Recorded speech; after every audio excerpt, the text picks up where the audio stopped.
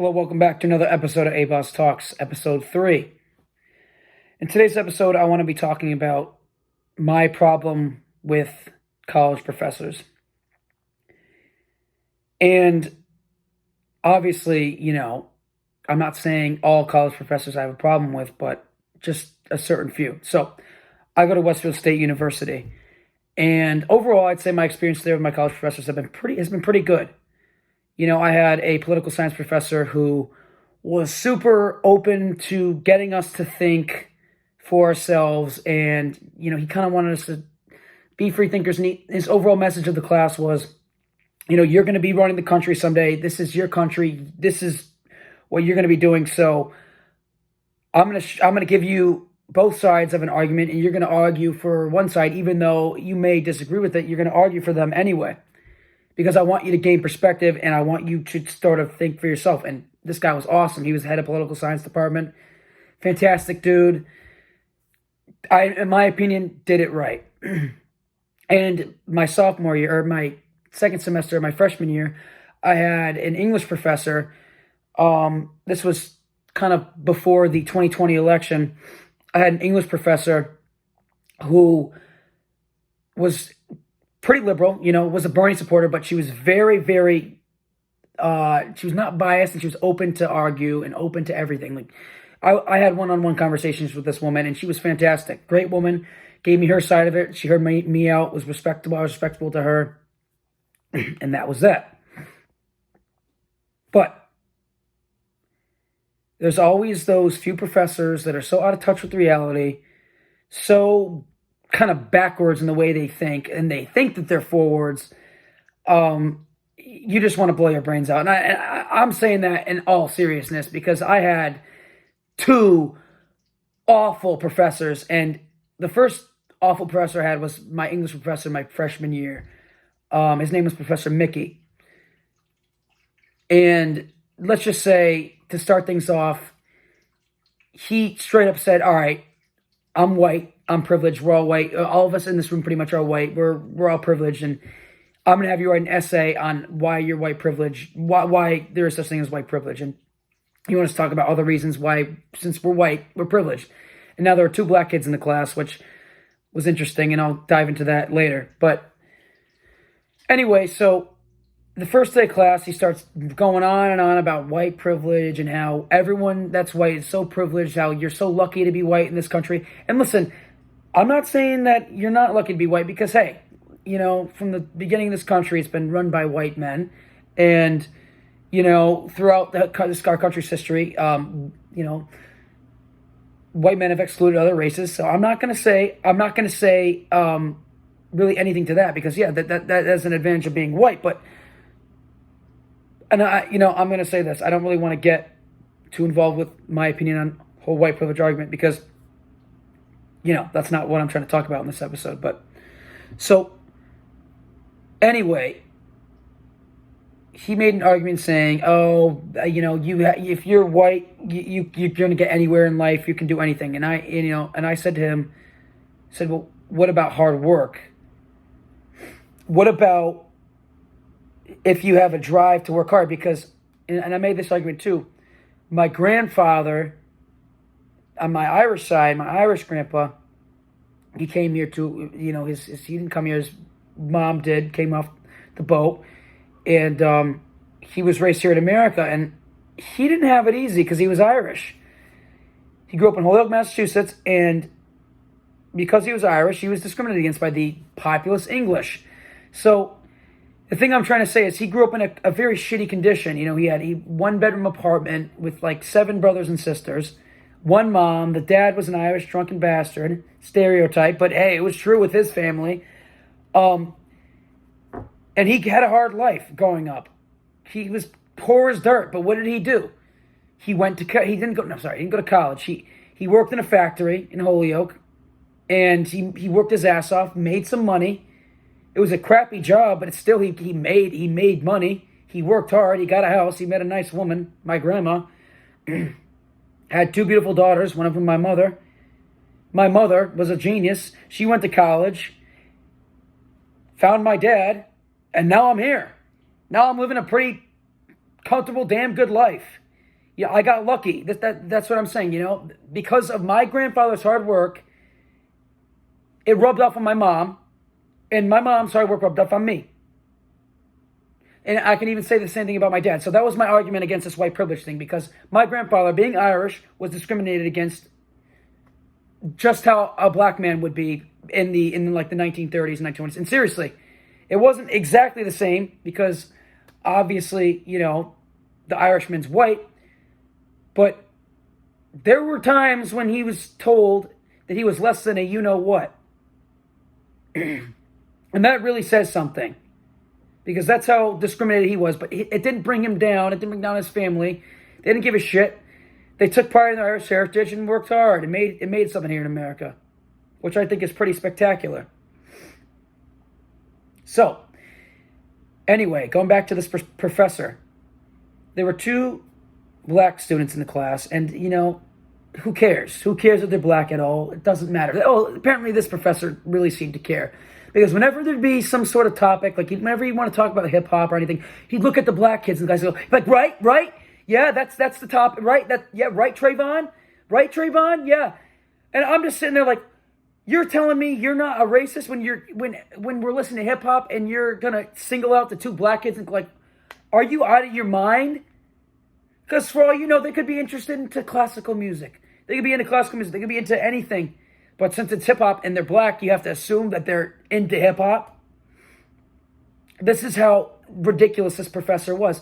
And one day, we were talking about police, and this girl said that her dad was a state trooper, and he was like, well, all cops need to have better training. Cops are bad. Cops, they don't know how to do. And I'm just like, this guy is a college professor. He's trying to, sitting through this class, and you could see, just being in that class, you could see just the other kids in this class like shake their head, just like, what the fuck? Because I guarantee you most of the kids in that class were liberal. And I've talked to them. Like I said, I'm pretty liberal myself, but this guy was so far left, he was spinning in circles, and it was absurd. It was just absolutely absurd. And it was hard, because it's hard to be in a class when somebody like that, because you're kind of like not afraid to argue, but you're just like, anything you say is just going to be, they're going to disregard you, disrespect you.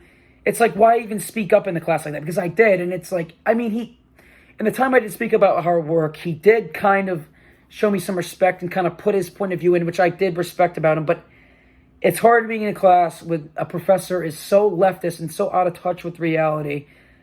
You just want to blow your brains out. Not actually, but, it's just, there's a point.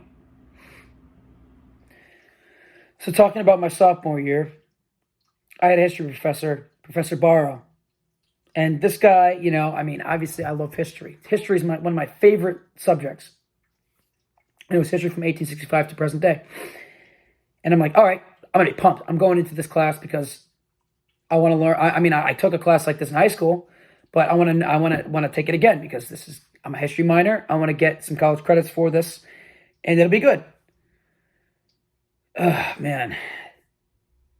This dude, he killed my love for history. He didn't kill my love, but he made it going to class every day a living hell, because, I remember on the first day of class, he asked us, he said, what do you see when you see the American flag? And I said, I give my perspective on it.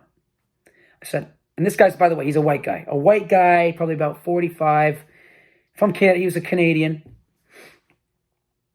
So he asked us opinion on what do you see when you see the American flag? And there's one behind me. So I'll tell you what I see. I see freedom. I see liberty. I see hope. I see happiness. I see a lot of things when I see the American flag. I see change. I see prosperity. And that's what I said. And a bunch of other kids said the same thing. They said they see this, liberty, freedom. And of course, they were all white. And then we get to, so a Hispanic kid said, he was asked, and he said, I see 100 years of slavery, which, okay, I have a problem with if a Hispanic person or somebody who's not white sees the American flag like that, that's a problem. That is an issue for me, because I believe that everybody should see the American flag the way I see the American flag. And it's unfortunate that somebody of another race would see the American flag like that, because how can we be unified as one if somebody else of another race sees the flag like that? So it's annoying. I wasn't mad at him.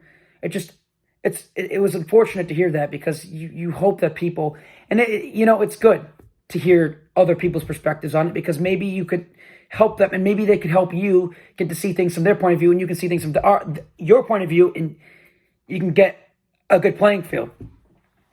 Anyway, this professor, oh my gosh, when you heard this kid say that, his eyes lit up, and he's like, yes, yep, 100 years of slavery, yep, that's right. I'm just like, oh God, here we go again. I got another professor who's going to frickin' just kill me this year. And by God, he did. He murdered me. He murdered my love for, just sitting in class, just hearing him ramble on as America's racist, everything's racist, Trump is racist, everyone's bad, it's sexist. Hearing him ramble on and on, a college professor, he's 45 years old, ramble on and on about this. It's just like, oh, fuck me, just kill me already, man. I can't do this anymore. I can't. Like, this is terrible. And this was the icing on the cake this one day. So this was right after Joe Biden and Trump election. They hadn't decided the president yet. They're still voting. And he's voicing his opinion. He's telling everybody how he voted Biden. He's like, I'm a liberal. I want to let everyone know that. We get you're a liberal, buddy. A leftist. I wouldn't even say, because I am a liberal. I would say you're just a leftist spinning in circles. So he goes and says, he says, I voted for Biden. We got to hope that Biden wins. And pretty much it's like, oh my fucking gosh, just shut up already. So I spoke out. I'm like, I had enough. This was right after the election. I'm like, you know what? I'm like, I voted for Trump. I voted for Trump for a number of reasons. I didn't like Biden, and I got into that a little bit. And his face is just like this the whole time. And I'm like, are you kidding me? So after I finished speaking, he was, I guess, a little bit respectful when it came to this. He said, I'm like, really? So he's like, so Alex here outed himself as a Trump supporter. Has anyone else a Trump supporter in this class? And I'm like, I outed myself? I didn't even say I was a Trump supporter. I just said I voted for him because I like his policies and I liked him better than Biden. He goes, well, okay, sorry. This was probably one of the greatest moments I've had in a college class so far. So after I said that, people started speaking up. The people in my class who were always quiet spoke up. Some girl said that was very brave of me to speak up because, you get ostracized and so much hate for voting for Trump. Another guy spoke up and said, I also voted for Trump. And you could just see this professor's face sink. Greatest moment of my life. But my point is that entire year, my professor had been talking, two other kids have been talking with similar beliefs, and they really let their opinions known. And after that day that I said that, I kind of leveled the playing field, I guess.